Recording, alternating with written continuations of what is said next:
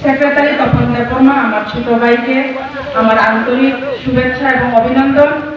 আর দূর দূরান্ত থেকে আগত আমার কমলপুর আজকে যারা জয়েনিং করতেছে জন্য আমি ওনাদেরকে অনুরোধ করবো তোমরা অতি সত্তর সামনে চলে আসার জন্য। ধন্যবাদ।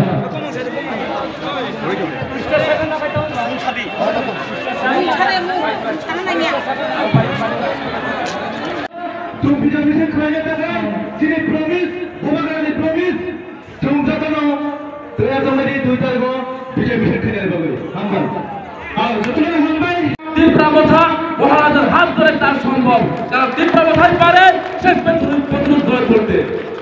সে তীব্রমথাই পারে কমলপুরের ভিতরে শান্তি সম্প্রীতি বাধ্যতামূলক বজায় রাখতে।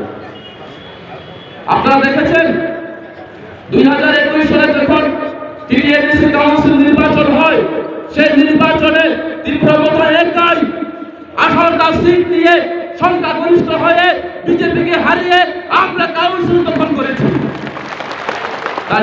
তাই বিজেপিকে হারাতে একমাত্র তীব্রমথাই পারে। তীব্রমথাই পারেন বিধানসভা নির্বাচনে, তীব্রমথাই পারে বিজেপিকে হারিয়ে একক সংখ্যাগরিষ্ঠ শাসন নিয়ে সরকার করতে। আমরা দেখেছি আমাদের এডিসি পঞ্চায়েত নির্বাচন 2 বছর চলছে, তারা করতে চাইছে না।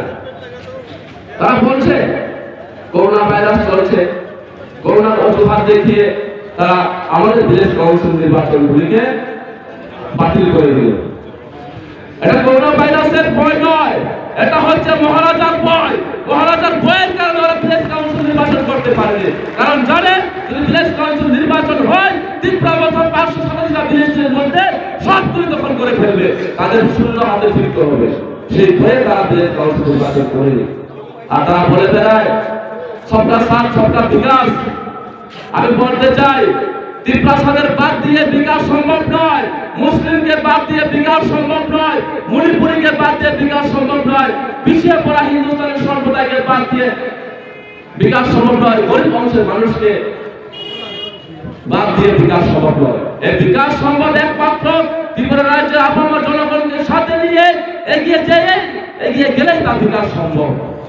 আর তারা বলে বেড়ায় সবকা সাথ সবকা বিকাশ। এই 5 বছরে কোনো বিকাশ হয়নি, বিনাশ হয়েছে। কমলপুরের মধ্যে ত্রিপুরা রাজ্যের বিনাশ তারা করেছে। আজকে রাস্তাঘাট ভালো নেই, গ্রামগঞ্জের মধ্যে পানীয় জলের ব্যবস্থা ভালো নেই, চিকিৎসার ব্যবস্থা ভালো নেই, শিক্ষা ব্যবস্থা ভালো নেই, বেকাররা আজকে চাকরি পাচ্ছে না। আজকে ত্রিপুরা রাজ্যের মধ্যে একটা ভয়াবহ পরিস্থিতি তৈরি হয়ে গেছে। কেন এই পরিস্থিতি? তারা বলে আমরা বিকাশ করে দিয়েছি, অনেক বিকাশ করেছি। কি বিকাশ করেছে? নেতা মন্ত্রী এমএলএদের বার্তা বৃদ্ধি হয়েছে, এটাই বিকাশ হয়েছে। তাদের বিকাশ হয়েছে, জনগণের কোনো বিকাশ করতে পারেনি। এটাকে বিকাশ বলে?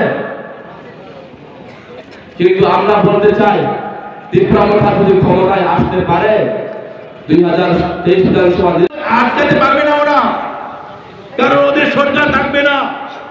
এখানে বলে যাচ্ছি এই কমলপুর 45 কেন্দ্রে আমাদের মেরিদবর্মা বিজয়ী হবে হবে হবে। এবং আবার 2 তারিখে 3টার পরে এখানে আসবো বিজয় মিছিল করার লক্ষ্যে।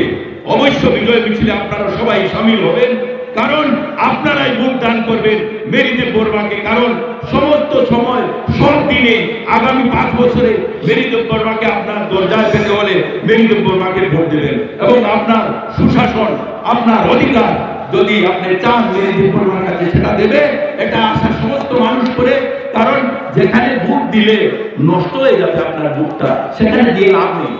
যে প্রার্থী বিজয়ী হতে পারবে না তাকে আপনি ভোট দিয়ে লাভ নেই। বিভিন্ন দল করে বিভিন্নরা। এখানে জোট প্রার্থী আছে, কয়জন কি দেখেছেন আপনারা জানেন? জোট প্রার্থীর কথা বলবো। এই জোট প্রার্থীকে কোথায় কে দেখেছেন? আজকে আমি দেখেছি রেলি, একদম 5-6টা গাড়ি নিয়ে রেলি করছে, খালি গাড়ি আর রেলি আগে।